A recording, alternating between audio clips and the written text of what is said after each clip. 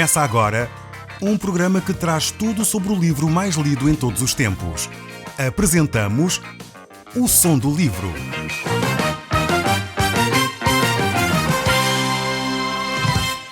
Seja muito bem-vindo. Neste podcast vai encontrar o livro mais conhecido e lido em todo o mundo. Vamos levá-lo numa viagem pela história da humanidade. Este é um audiolivro para si, para a sua família e sociedade em geral. Contextualização e comentários de Paulo Chaveiro. Caro amigo, nós no último programa estivemos a olhar para um dos textos mais interessantes deste Evangelho de São João. Para mim, pessoalmente, é um texto que revela de facto o poder e a autoridade de Jesus Cristo. Jesus tinha sido convidado para um casamento e esse casamento tinha tido um problema. Havia uma situação complicada que poderia causar uma crise naquela cerimónia. E Jesus, tendo sido convidado, transformou aquele potencial problema em algo novo. E na realidade nós vimos como Jesus Cristo pode fazer o mesmo na sua vida e no seu casamento. Para mim este é um dos textos que eu utilizo com frequência para ajudar e aconselhar outros casais a permitirem que Jesus Cristo transforme algo insípido em algo com sabor, algo incolor em algo cheio de cor e de alegria. Jesus Cristo quer fazer isso na sua vida. E hoje vamos ver como estes textos aqui do Evangelho de São João continuam a falar acerca de Jesus. Nós vamos olhar para o capítulo 2, para os versos 12 e 13 deste Evangelho de São João. Se você tiver a sua Bíblia aí perto, então tenha a oportunidade de pegar nela e vamos juntos analisar estes textos. Eles são interessantíssimos e fique sentado porque, provavelmente, Deus quer falar consigo neste momento. Abra então a sua Bíblia no Evangelho de São João, capítulo 2, e nós vamos ler a partir do verso 12. Diz assim: Depois disso, Jesus desceu até Cafarnaum com sua mãe e seus irmãos e os discípulos, e ficaram lá alguns dias. Como se aproximava a festa da Páscoa dos judeus, Jesus foi a Jerusalém. Jesus se movimenta de uma cidade para a outra. Ele primeiro estava em Canaã da Galileia e agora vai até Cafarnaum, onde estabelece, podemos dizer assim, a sua sede de ministério. Depois disso, ele vai para Jerusalém. Estamos no período da Páscoa, uma das grandes festas dos judeus. Eles tinham várias festas importantes e nesse calendário judaico eles deveriam então celebrar a festa da Páscoa, a festa do Pentecostes, a festa dos tabernáculos também. Mas a festa da Páscoa, ela era uma festa que era algo significativo para Jesus Cristo. Estamos lembrados que foi na Páscoa, alguns anos mais tarde, que Jesus Cristo é crucificado, pois ele era o Cordeiro de Deus que tira o pecado do mundo. Foi exatamente por isso que Jesus Cristo na Páscoa foi sacrificado, pois era na Páscoa que se fazia o sacrifício de um cordeiro pelo pecado de todo o povo de Israel. Então, a festa da Páscoa era algo importantíssimo e Jesus dirige-se a Jerusalém. O verso 14 continua: No templo encontrou homens a vender bois, ovelhas, pombas e os cambistas sentados às suas bancas. Ao ver isso, Jesus fez com umas cordas um chicote e expulsou do templo toda aquela gente com as ovelhas e os bois. Depois, deitou por terra o dinheiro dos cambistas e virou-lhes as mesas. Depois disso, os que vendiam as pombas: Tirem tudo isso daqui! Não façam da casa do meu pai uma casa de negócio. Os seus discípulos lembraram-se das palavras das Sagradas Escrituras: O amor pela tua casa, ó Deus, é como um fogo que me devora. Jesus, neste texto aqui, é dominado por esse amor pela casa de Deus. Os homens tinham transformado aquele espaço em algo que se arrojava, que se parecia, ou melhor, que era um negócio. Infelizmente, nós olhamos para muitas religiões, mesmo no nosso país, e somos confrontados com isto mesmo.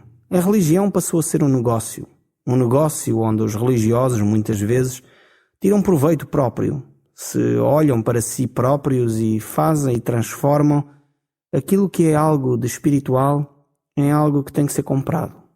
E contra isso Jesus se levanta. Este negócio aqui do templo parecia algo extremamente útil, parecia algo extremamente lógico. As pessoas vinham de viagem de toda a parte de Israel, e em vez de virem com os seus animais pelo caminho, que era algo difícil, estes homens vendedores de animais para os sacrifícios estavam ali no templo. Estavam ali, no fundo, para facilitar a vida às pessoas.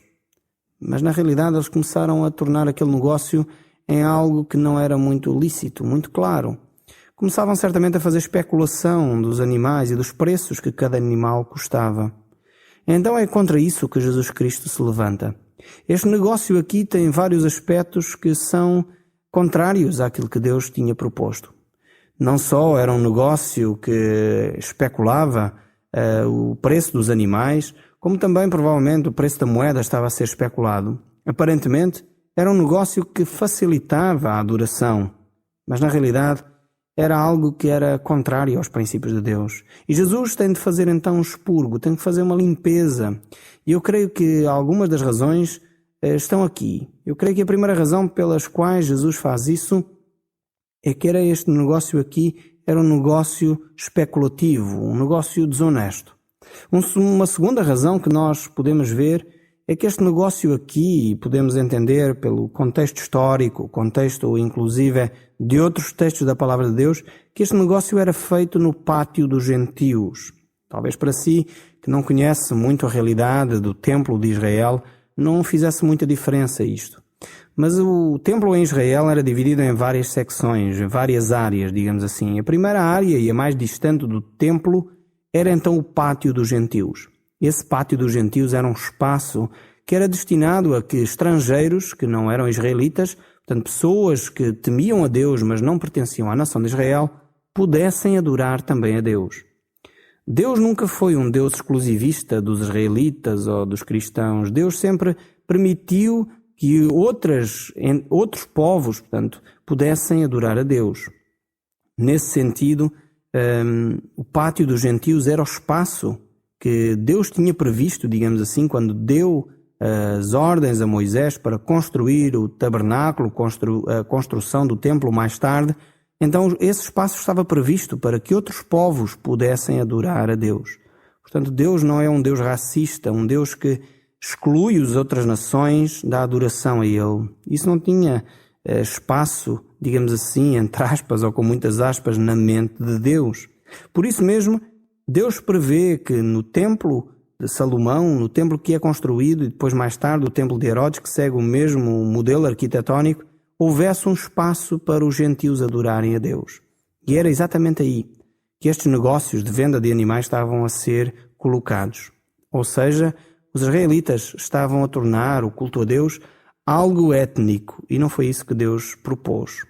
Algo que só os israelitas poderiam fazer. Por isso eles ocuparam um espaço pertencente aos gentios, impedindo assim que outros povos pudessem adorar a Deus. Uma terceira razão tem a ver com a própria vida espiritual. No fundo, o povo de Israel estava a resumir o culto a Deus num ritual, em algo que o povo ia até aquele espaço, ao templo, e lá então entregava aquele animal. Então deixava de ser algo que vinha do coração do homem, onde o homem deveria procurar, no seu rebanho, com cuidado e com cautela, o animal mais perfeito para oferecer em sinal de gratidão a Deus. Aqui não. Ele dirigia-se ao templo, chegava lá, comprava o animal que ele considerasse, enfim, que fosse talvez até o mais baixo preço, para então depois poder oferecer. E aqui perdeu-se o sentido da adoração, perdeu-se o sentido do culto, perdeu-se o sentido de estar na presença de Deus. Eu creio que muitas vezes tem acontecido connosco isso. Nós cristãos, por vezes, perdemos esse sentido de espiritualidade. Perdemos a relação com Deus. Vamos à igreja, vamos à missa e simplesmente entramos e saímos cumprindo um ritual. Não é isso que Deus nos propõe na nossa espiritualidade. A relação com Deus é algo mais do que entrar e sair numa hora, num culto, numa homilia. Nossa relação com Deus é algo que vai além disso. Ela tem de acontecer todos os dias da semana, de segunda a segunda, em qualquer horário. E era exatamente contra isso que Jesus Cristo se levanta aqui. Quando ele se apercebe que, afinal de contas, aquele espaço que era um espaço de adoração, um espaço onde a pessoa se relacionava com Deus, foi tornado num negócio. A religião, quando se torna um negócio, perde todo o seu sentido. Por favor, você que me está a ouvir, não tenha uma atitude negocial com Deus. Não tente comprar os favores de Deus ou tentar facilitar as coisas no sentido de ok, eu indo cumprir as minhas obrigações, já tenho então o meu relacionamento com Deus. Não é assim. Com Deus o relacionamento passa por amor, e foi por amor também que Jesus Cristo agiu. Foi por causa do amor à casa de Deus que Jesus Cristo agiu. Por isso podemos encontrar esta expressão no Salmo 69, verso 9, o zelo da tua casa me consumirá. É esta mesma imagem e é este mesmo texto que traz à mente dos apóstolos quando eles veem esta atitude de Jesus. Este zelo, este amor, que foi traduzido aqui por esta versão por amor, que eu gosto muito mais, expressando toda a intensidade, todo o sentimento que Jesus tem ao agir contra estes negociantes, contra estes mercenários da fé. No fundo, Jesus é movido pelo amor. É como se você tivesse apaixonado, e se calhar você que me está a ouvir já viveu um momento assim. Recorde-se desse momento em que você se apaixonou, em que você estava completamente apaixonado pela sua dama, pelo seu homem, pelo seu príncipe. E nesse momento esse homem ou essa mulher estivesse a banalizar esse seu sentimento, essa sua atitude de paixão, estivesse até a zombar de si com os seus colegas e amigos. Certamente você ficaria frustradíssimo. E é este mesmo sentimento que inunda o coração de Jesus ao entrar naquele templo, onde vê que os homens estão a banalizar aquilo que é tremendamente valorizado por Deus. A adoração e a relação que Deus quer estabelecer com o homem. No verso 18 deste mesmo capítulo 2, o texto continua. Então os chefes dos judeus perguntaram-lhe: que sinal nos mostras para provares que tens o direito de fazer isso? Jesus respondeu: deitem abaixo este templo, e eu em 3 dias o hei de levantar. E eles disseram-lhe: foram precisos 46 anos para construir este templo, e tu vens dizer-nos que o podes levantar em 3 dias? Mas o templo de que Jesus falava era o seu próprio corpo. Por isso, quando ele ressuscitou, os seus discípulos lembraram-se de que tinha dito e acreditaram nas Sagradas Escrituras e no que ele disse. Os judeus pensavam que Jesus se referia ao templo que Herodes mandou construir, que levou cerca de 46 anos a ser edificado. Eles pensavam que Jesus Cristo estava-se a referir a paredes. Na realidade, o santuário que Deus habita é o seu coração, é o meu coração. É esse espaço de que Jesus Cristo se estava a referir. Era o seu próprio corpo, era o facto de Jesus Cristo ser morto e ressuscitar ao 3º dia. Da mesma forma como Jesus ressuscitou a Lázaro, Jesus mostra que ele tem autoridade para vencer a morte. E por isso mesmo ele diz que o seu corpo é então esse templo onde habita o Espírito Santo de Deus. Aí é o santuário, é o espaço que é santo dos santos. Como eu disse, o templo estava dividido em várias áreas. Uma delas era o pátio dos gentios. Outra então era onde os judeus podiam adorar a Deus. Depois entrávamos propriamente no santuário em si, onde eram feitos os sacrifícios dos animais, e então entrávamos no santuário, no lugar santo, e depois entram mais para dentro, no interior, no mais íntimo desse espaço, tínhamos o lugar santo dos santos. Várias divisões constituíam então este templo. E Jesus está a dizer que o lugar santo dos santos, o sítio mais íntimo onde Deus se encontra com o homem, é o nosso próprio corpo. Esse é o templo do Espírito Santo. Ele habita em nós e por isso nós devemos ter uma atitude correta para com o nosso corpo. Devemos ter uma atitude respeitosa para com aquilo que é no fundo o templo onde Deus habita. Mas estes judeus não percebiam isso. Estes judeus não entendiam que de facto este templo que Jesus se referia era o seu próprio corpo. Aos judeus de Jerusalém, Jesus disse: tirai daqui essas coisas, não façais da casa do meu pai casa de negócio. E a mesma pergunta Jesus dirige assim: o que você tem nesse templo, no seu corpo, que de alguma forma impede que Jesus Cristo tenha íntima comunhão consigo? O que é que você faz ao seu próprio corpo, ou que é o templo do Espírito Santo, que está a impedir que você mesmo e outros tenham comunhão com Deus? Talvez alguns olham para si e podem ver vícios, podem ver atitudes, podem ver pensamentos, palavras, formas de ser e estar que estão a impedir outros de chegar a Deus, que o impedem talvez até a si de ter uma comunhão íntima com Deus. É por isso que nós devemos ter uma vida equilibrada, uma vida que nos conduz a essa comunhão com Deus. E a vida equilibrada deve ser em todos os níveis da nossa existência. Numa relação com Deus, mas ao mesmo tempo na forma como nos relacionamos com os outros, na forma como cuidamos da nossa saúde, aquilo que nós comemos, aquilo que nós bebemos, a forma como nos conduzimos. Isso deve criar à nossa volta uma dinâmica que conduz outros à adoração. O verso 23 continua: Enquanto Jesus estava em Jerusalém, pela festa da Páscoa, muitos acreditaram nele, vendo as obras que fazia.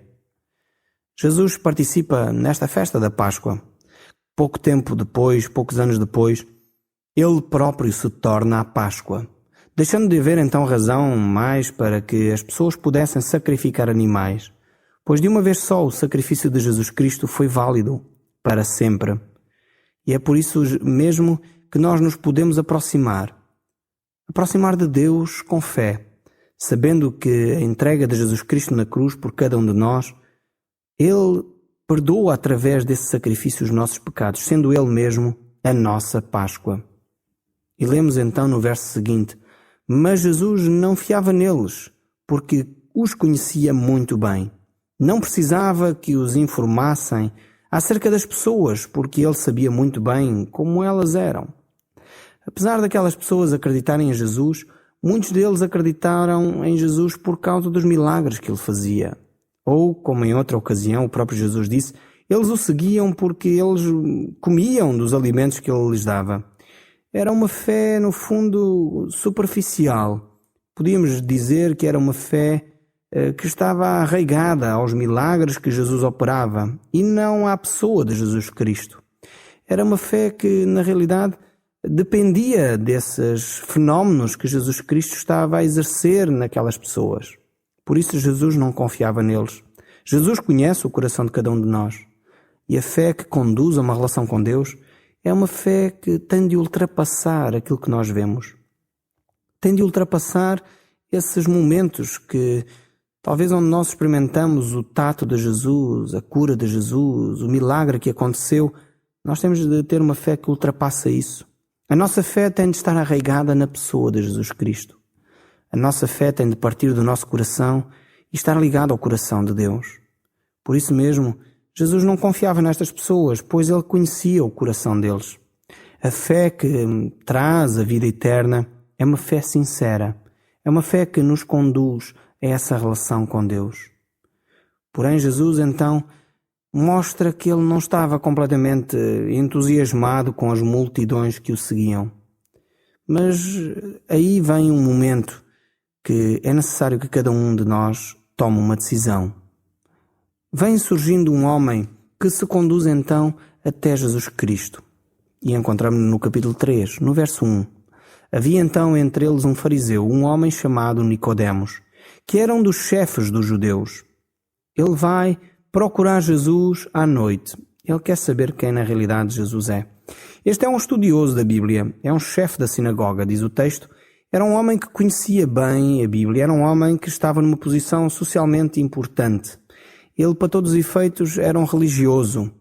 Ao ver Jesus Cristo naquela época, ele não teve talvez coragem de se aproximar de Jesus durante o dia, pois isso faria com que o seu nome fosse badalado. Ele dirige-se a Jesus durante a noite.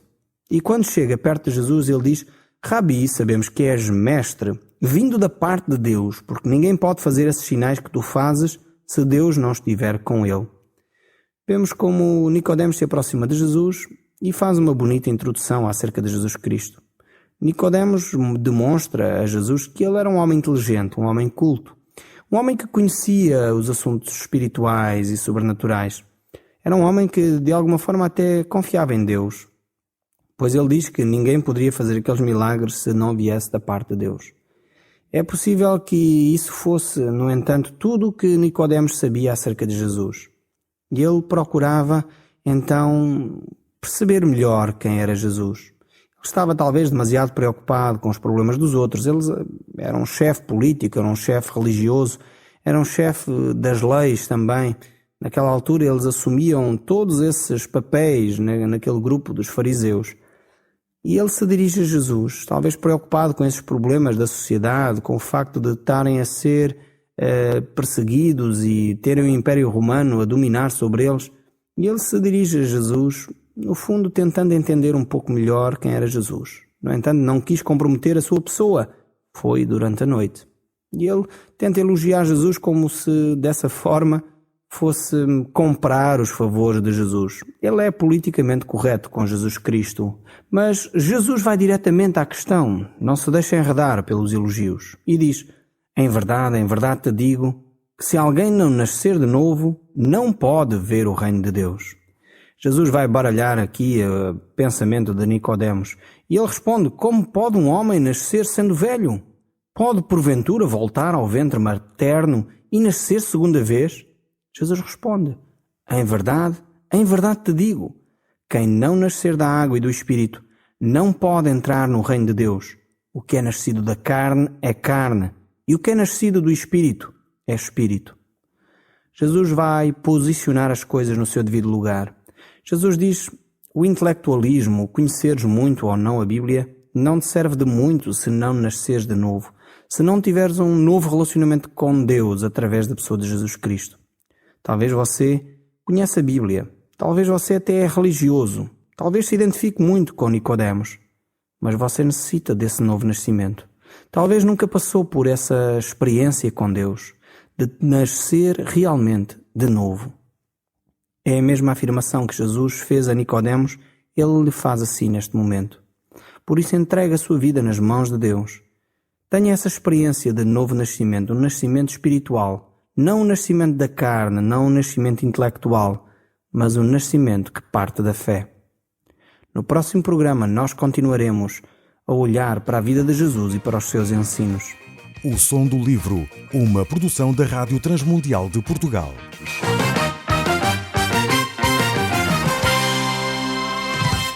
RTM. Conhece todos os nossos programas em rtmportugal.org. Uma produção da Rádio Transmundial de Portugal.